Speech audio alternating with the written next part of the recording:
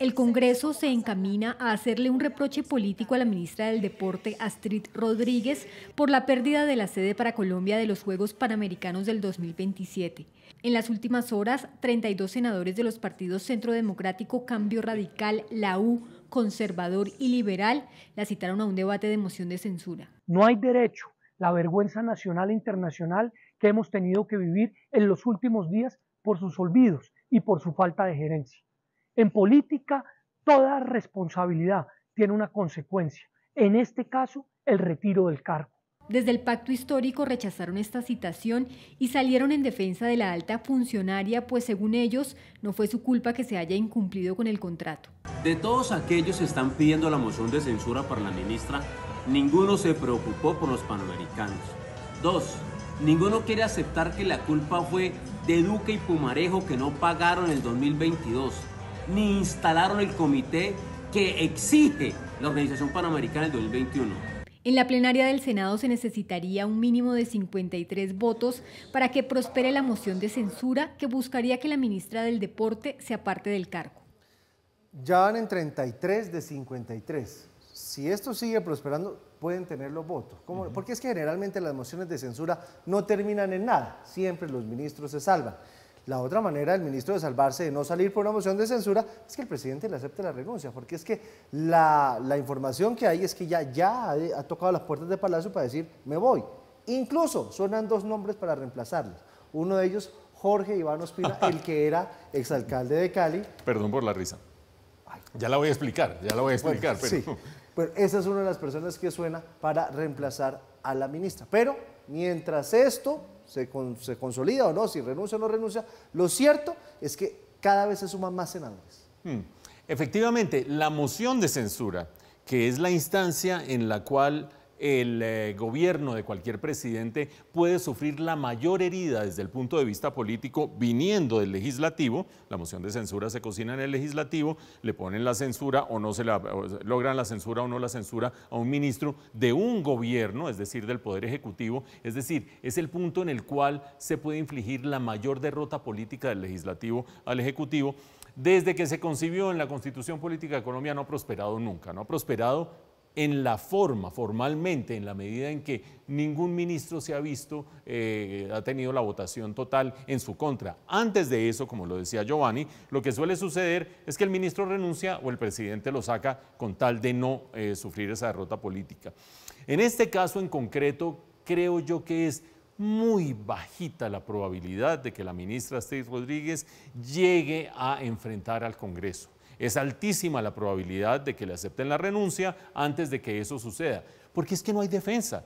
Es decir, ¿cómo argumenta uno? No, aquí no ha pasado nada, no, aquí la plata sí se giró, no, aquí se salvó la candidatura de Barranquilla, sí, vamos a hacer los Panamericanos. No, no, no, no. Mejor dicho, más derrotados es imposible. Y en esa medida, el Congreso ha visto, especialmente partidos de la oposición, pero no solamente, y esto es tremendamente importante para la escena política del país, no solamente partidos de oposición per se, sino una gran bancada de la costa caribe, de distintos partidos y distintos movimientos, ha visto que ahí hay una gran vulnerabilidad, hay gran indignación, hay gran molestia, pero una gran vulnerabilidad del Ejecutivo y han dicho, aquí se ve un mango bajito desde el punto de vista de lograr que la moción de censura prospere.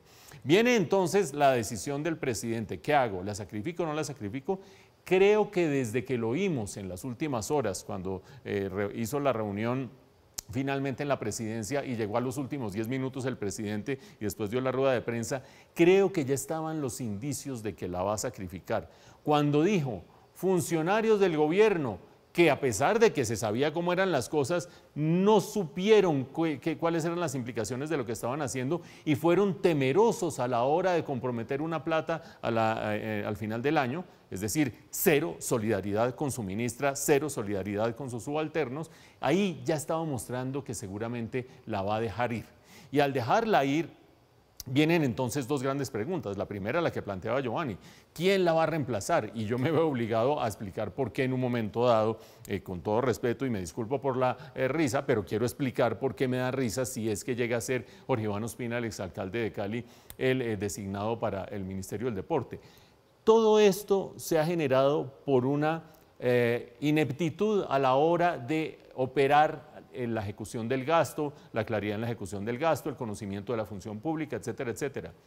Jorge Iván Ospina, en las últimas de su mandato como alcalde, fue sancionado por la Procuraduría por una mala contratación de la Feria de Cali durante la pandemia. Es decir, más evidencia de ineptitud en el manejo de la función pública es difícil, ya con una sanción ejecutada y todo, pero como premio, pues será que lo ponen, vayamos a saber sí o no.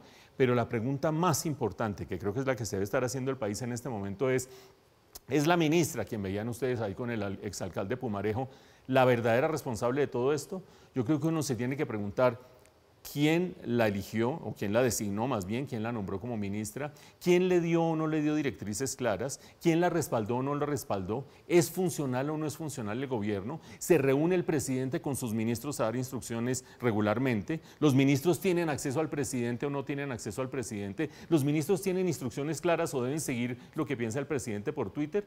Creo que cuando cada uno de nosotros haga esas preguntas sabrá que la responsable de todo esto no es ella, y creo que cuando nos hagamos todas esas preguntas sabremos también que al presidente nunca le importaron los Juegos Panamericanos en Barranquilla. ¿Sabe quién es el otro candidato que suena por eso? Es como un sonajero cuando hay cambio de ministros.